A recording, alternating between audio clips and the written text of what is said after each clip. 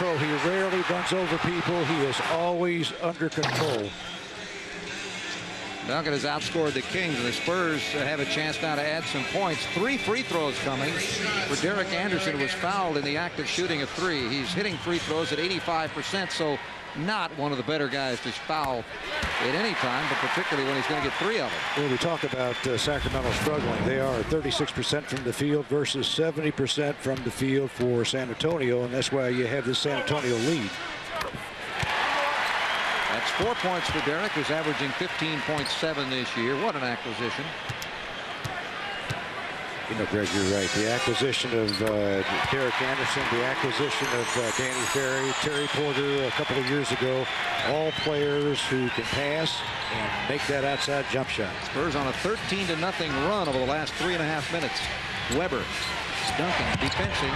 Weber gets around. Reverse layup. Won't go. Duncan gets a hand on it. Robinson does, but it's the basket support. Last touch by the Spurs. And Weber's now complaining that he was fouled. Well, you know, you could see the determination on Chris Webber's face. He had been taken one-on-one by Duncan. Now he was going to take Duncan. He complained too much. He just got a technical. Well, Sacramento is struggling, but that was a tough shot under the basket. He was really trapped. Anderson goes back to shoot the tee. The hot man has hit 4 out of 4. And I'm sure Greg Popovich is glad to see Anderson perking up here. They need him. So the run continues, 14-0. And it may have a chance to get, well, Christie from outside the three-point line ends the run. He picked up the rolling loose ball and popped it home. His first basket, he averages 12.3 per game. Anderson tries to make a move on Christie, runs into Weber, dumps it off to Duncan, missed the dunk. Anderson the follow, and he rolls it home.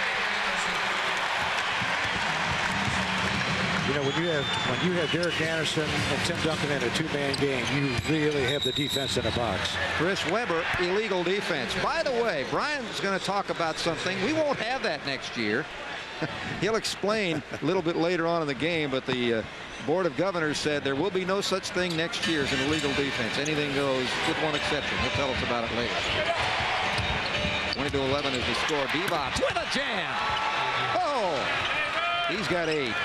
Well, that was a great feed by Williams, and we saw that Divac did not waste any time. He knew exactly what to do. Terry Porter brings the ball up court. Ball was, well, a little miscommunication there as Tim was going one way and the pass went the other. Christie tries to slide it in past Duncan, and Duncan knocks it out of bounds.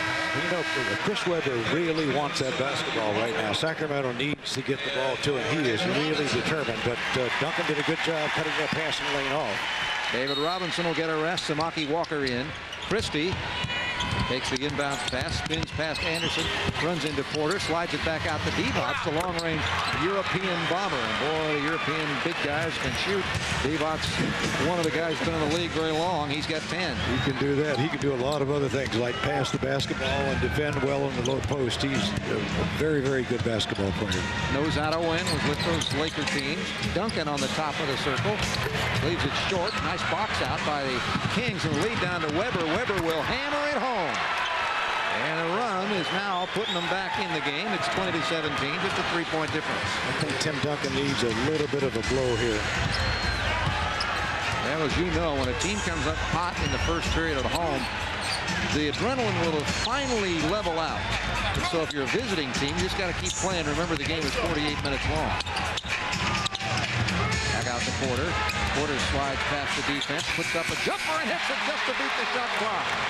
Second basket for Terry, and it's 22-17. Greg, you talk about shooting the ball under pressure.